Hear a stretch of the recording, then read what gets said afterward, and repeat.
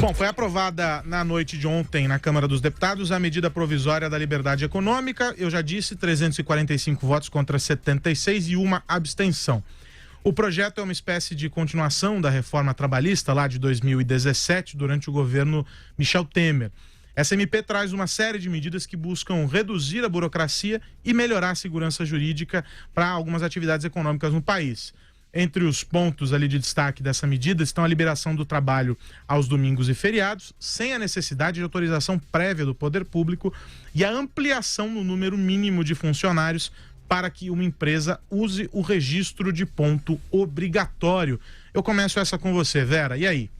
Era previsível que, se ela fosse desidratada daquilo que tinha sido colocado depois da sua apresentação e que era, portanto, exorbitante, não tinha relação direta com o seu escopo e acabava transcendendo o que era o seu objetivo inicial, ela seria aprovada, porque é justamente o que você falou, Aros. Ela é uma continuação da reforma trabalhista, ela desce a minúcias na mesma linha que a reforma trabalhista já tinha estabelecido, qual seja a de priorizar os acordos entre empregadores e empregados, facilitar que esses acordos se deem sem a necessidade de intermediação nem do Ministério do Trabalho, nem da Justiça do Trabalho, nem do Ministério Público, nem do sindicato. Sindicatos entram, é claro, desde que eles sejam representantes daquela categoria por uma aprovação, taxativa da categoria de que aquele sindicato a representa. Não existe mais uma representação por cima, supra ali, para todos os funcionários de determinada categoria. Então, é algo modernizante. Essa coisa, por exemplo, dos trabalhos aos domingos, desde que eu tenho 21 anos, eu trabalho em redação, sempre dei plantão aos domingos, porque o jornal precisa sair na segunda-feira, e isso era regulado por um acordo ali entre o jornal, os jornalistas, o sindicato, de que você cumpria um certo número de horas durante a semana que compensava aquele trabalho aos domingos. Eu acho que deve ser assim, cada categoria tem as suas próprias características. Funcionamento do comércio aos domingos hoje em dia é uma realidade, não só nas grandes cidades, em todas as cidades praticamente do país, com as pessoas cada vez com menos tempo. Domingo é um dia que elas usam para compras, para esse tipo de expediente. Então, desde que isso seja compensado com folgas outros dias, desde que isso seja remunerado de maneira condizente, digna, justa, é uma realidade no Brasil, fora do Brasil, em todos os lugares do mundo. Então, eu acho que a MP vem realmente cumprir um papel importante, pode ser um facilitador, né, para a geração de empregos. A gente tem uma série de outros gargalos que impedem que a gente tenha uma retomada do emprego, entre eles a confiança. As pessoas, para criarem uma vaga de emprego, ainda precisam ter uma confiança maior de que o crescimento vai ser retomado, de que o mercado consumidor interno vai ser restaurado, vai voltar a ter força para consumir. Então, tem outras premissas que ainda têm que ser cumpridas, mas essa ajuda, essa MP ajuda, facilita. As pessoas olham para o ambiente de fazer negócio e já não acham tão custoso, tão difícil contratar um funcionário.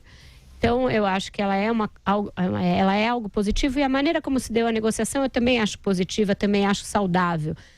Que foi a área técnica da Câmara apontar que havia inconstitucionalidades, que havia exageros, que havia coisas que flagrantemente eram injustas do ponto de vista do trabalhador, e o próprio presidente da Câmara dizer que daquela maneira não daria para ser votado, isso ser retirado do texto e aí permitir que ele fosse votado. É isso que se espera do parlamento, que ele tenha vida, que ele tenha pujança, que ele tenha a capacidade de legislar, que é a sua função primordial, e não apenas chancelar medidas que venham do executivo sem nenhum tipo de massa crítica, de acrescentar nenhum tipo de massa crítica. Então, acho que é um processo todo que pode servir de exemplo.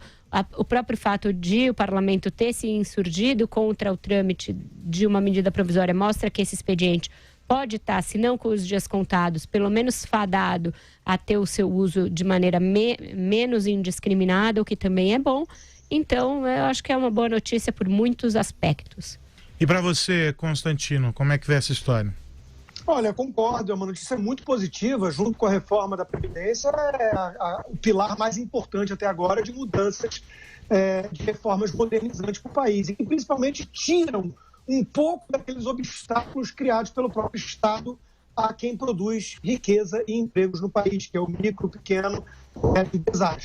O ministro Paulo Guedes, certa vez, numa palestra da qual eu estava presente, no Fórum da Liberdade, fez uma metáfora, uma analogia interessante, onde ele disse que o empresário brasileiro é aquele sujeito que tem uma bola de chumbo amarrada num pé, que é a alta carga tributária, uma bola de chumbo amarrada no outro pé, que é a alta Constantino, eu vou te interromper um pouquinho, eu vou pedir o pessoal da técnica tentar ajustar a tua conexão, para a gente poder te ouvir com mais clareza, e aí eu vou passar a bola pro Josias enquanto eles ajustam a conexão do Constantino, porque senão a gente não vai conseguir ouvir o que o Constantino está dizendo. Pode ser, Josias? Claro. Essa medida provisória da liberdade econômica, ela passou com muita folga. 345 votos. É um número impressionante. Daria para aprovar até emenda constitucional, que exige uma maioria de 308 votos. Eu acho que, para além dos efeitos econômicos dessa decisão da Câmara, que está sendo complementada agora com a votação dos destaques ali, acho que é essencial realçar um aspecto político, né? Esse presidencialismo sem coalizão, inaugurado pelo Bolsonaro, fez muito bem ao Congresso.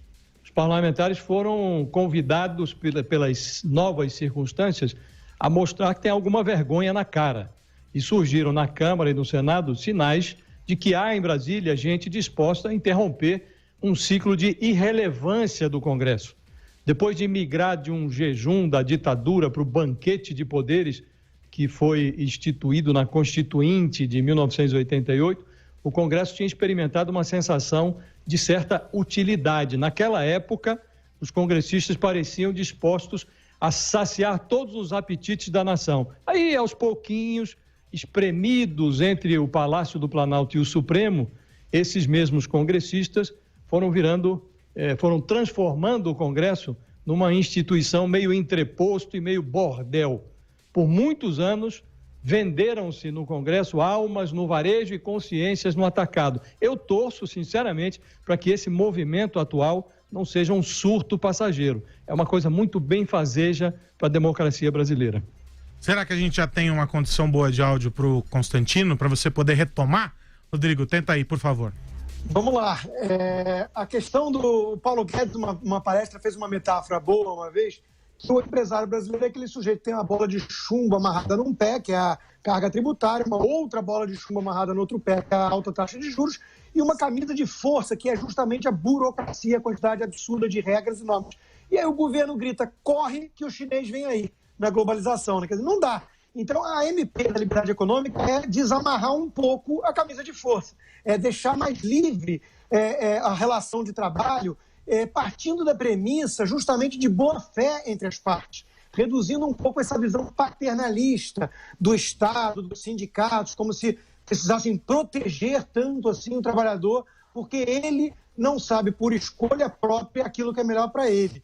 E o melhor amigo do trabalhador é competição, concorrência entre empregadores. Isso é uma coisa muito clássica. Então, foi muito positivo, estamos debatendo os destaques. Conversei ainda agora com o secretário Paulo Ebel, que teve muito mérito nisso, e ele está otimista com esses destaques, principalmente a questão do domingo, aí, que a gente colocou como uma pergunta para o nosso ouvinte, e está sendo uma das coisas mais polêmicas, mas todo mundo gosta, como lembrou a Vera, de ir no shopping domingo, numa farmácia, e quer num restaurante e quer ter um bom serviço, né? Alguém trabalha comigo. Então, eu acho isso aí uma grande bobagem, espero que caia esse destaque, a reforma caminha na direção certa. Eu aplaudo o protagonismo maior do parlamento, mas eu não compro a tese também de que tudo que está acontecendo de bom no país é apesar do presidente ou do governo. Mal ou bem, Paulo Ebel, que eu acabei de citar, o próprio ministro Paulo Guedes, que eu citei, o Rogério Marinho, secretário que tanto trabalha pelo país, todos esses foram colocados lá graças ao presidente Bolsonaro. E também temos que explicar, então, por que antes não acontecia tanta reforma importante. E, sem dúvida alguma, se tivesse vencido Fernando Haddad ou Ciro Gomes, não teríamos reforma dessa natureza sendo aprovada no Congresso. Então, sim, com todas as vênias e ressalvas que eu tenho aí a verborragia e a muita coisa negativa do Bolsonaro, eu preciso reconhecer também os méritos. Diga, Vera. Hoje a gente entrevistou aqui no Jornal da Manhã o relator da medida, né, o Jerônimo Gergen, como disse o Thiago Berraich, eu não sei pronunciar direito o sobrenome dele. E ele falou do protagonismo do secretário Paulo Webel, falou do protagonismo do Rogério Marinho, mas citou o deserto de articulação por parte do Palácio do Planalto durante essa votação. E é algo realmente singular desse governo, né? Porque as medidas são aprovadas com esse placar dilatado, que o Josias mesmo disse, daria para aprovar uma PEC. E, no entanto, você não vê o pessoal da costura política do governo, pelo menos não muito ali presente no dia a dia da negociação. É algo novo, a gente está vivendo realmente... Está funcionando, Vera. Deixa assim que está funcionando. Pois é, está funcionando, vai funcionar enquanto a pauta for virtuosa, enquanto o parlamento tiver interesse em aprovar. Eu não sei se vai funcionar para todas as pautas, principalmente para algumas das que o presidente tem interesse. A gente acabou de ver a retirada da urgência constitucional do decreto das armas, né? Vai jogar isso lá para as calendas e é uma pauta prioritária do presidente. Então, eu acho que a articulação, o déficit de articulação vai se mostrar quando a pauta não for da agenda econômica. Essas pessoas, o Rogério Marinho é um ex-parlamentar, ele tem um trânsito muito grande nas bancadas. O fato de ter sido relator da reforma trabalhista lhe deu um know-how de discussão dessas matérias que exigem quórum elevado e lhe deu também um know-how do tema técnico. Então, ele tem tanto a parte política quanto a técnica. Ele consegue cotizar dois lados importantes de uma negociação como essa. Não é algo que seja comum no resto do governo, porque se o Bolsonaro teve, sim, mérito na escolha do Paulo Guedes lá atrás, ele certamente não conhecia essas outras pessoas que o Paulo Guedes lá colocou. Foram escolhas do Paulo Guedes que teve carta branca para isso. E na área política, no entanto, entraram pessoas tão neófitas quanto ele, Bolsonaro, em executivo. Pessoas que não têm esse traquejo, alguns militares. O general Ramos, que é alguém que agora cuida da articulação política, é tido em alta conta pela sua retidão, pelos seus méritos e tal, mas ele não é desse dia a dia, não é do dia a dia da política.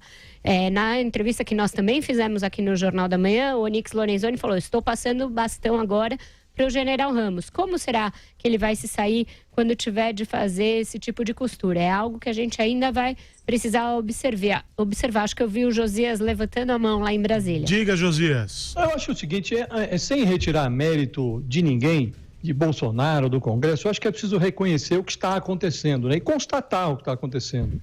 O presidente da República, ele está meio alheio a essas coisas todas, né? Ele tem a vantagem de ter selecionado, na área econômica, sobretudo, um time que está funcionando.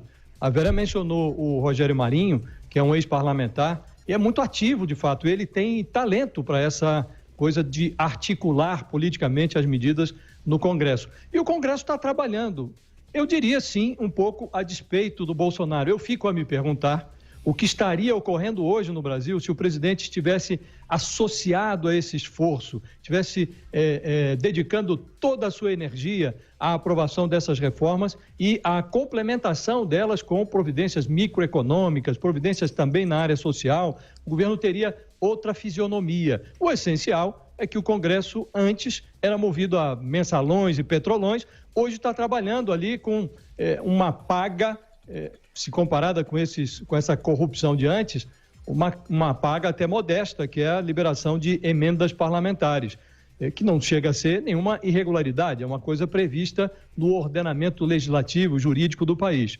O que eu insisto, me pergunto é o que estaria acontecendo com o país hoje, que movimento acelerado estaria introduzido no ritmo da economia brasileira se o presidente estivesse gastando suas energias com o que interessa. Agora, a despeito disso tudo, a coisa está caminhando e isso é muito bom. A gente deve festejar.